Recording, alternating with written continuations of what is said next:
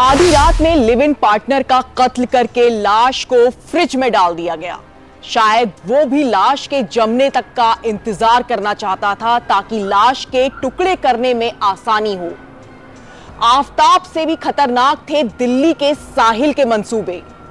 नमस्कार, आप देख रहे हैं एनबीटी क्राइम। मैं हूं रेनू जोशी। दिल्ली की सड़कों पर व्हाइट वर्ना कार तेजी से दौड़ रही थी। ड्राइव कर रहा था दिल्ली का ही रहने वाला साहिल गहलोत और कार के अंदर थी एक खूबसूरत लड़की की लाश। ये लाश थी साहिल की गर्लफ्रेंड निकी यादव की, उस लिव इन पार्टनर की जिसके साथ वो सालों से रह रहा था। कार में ही निक्की का कत्ल करने के बाद वो अब आगे की प्लानिंग कर रहा था। बिल्कुल वैसे ही प्लानिंग जैसे 2 महीने पहले आफताब ने की थी अपनी लिव इन पार्टनर को मारकर। तब श्रद्धा वॉलकर थी, अब निकी यादव है। तब कसाई था आफताब और अब किलर है साहिल गहलोत। 10 फरवरी की आधी रात साहिल की कार तेजी से आगे बढ़ रही थी। कश्मीरी गेट के पास ही उसने अपनी गर्लफ्रेंड को मौत दी थी। उसके बाद दिल्ली की तमाम सड़कों को पार करते हुए वो आगे बढ़ रहा था, लेकिन किसी ने उसकी कार को नहीं रोका। देर रात तक वो दिल्ली के आखिरी छोर मित्राव गांव पहुंच गया, जहां उसका अपना ढाबा था। ढाबा बंद पड़ा हुआ था। क्यों बंद था ये जानकर आप हैरान रह जाएंगे। ढाबा बंद किया गया था इसलिए क्योंकि 10 फरवरी की शाम में ही साहिल की शादी होनी थी।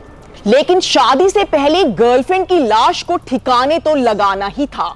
बस फिर क्या था, साहिल ने निकी की लाश को ढाबे में रखे एक फ्रिज में डाल दिया।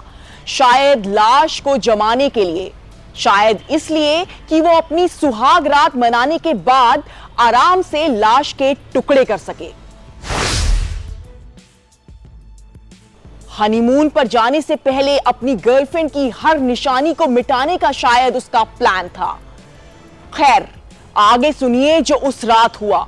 लाश को फ्रिज में जमाने के बाद वो वापस अपने घर आ गया। अगले दिन धूमधाम के साथ उसकी बारात निकली। एक नई लड़की से उसका रिश्ता जुड़ा। एक दिन पहले यानी 9 फरवरी को ही उसकी सगाई भी हुई थी। देखिए कितना शातिर था ये आरोपी। 9 फरवरी की सुबह सगाई, आधी रात को गर्लफ्रेंड का कत्ल और 10 तारीख को घुड़ चढ़ी। मासूम सी दिखने वाली निक्की को आखिर किस बात की सजा मिली थी ये उसका परिवार भी नहीं समझ पा रहा था। सिर्फ 22 साल की थी निक्की। 5 साल पहले दिल्ली के उत्तम नगर में कोचिंग के दौरान निक्की की मुलाकात साहिल से हुई थी।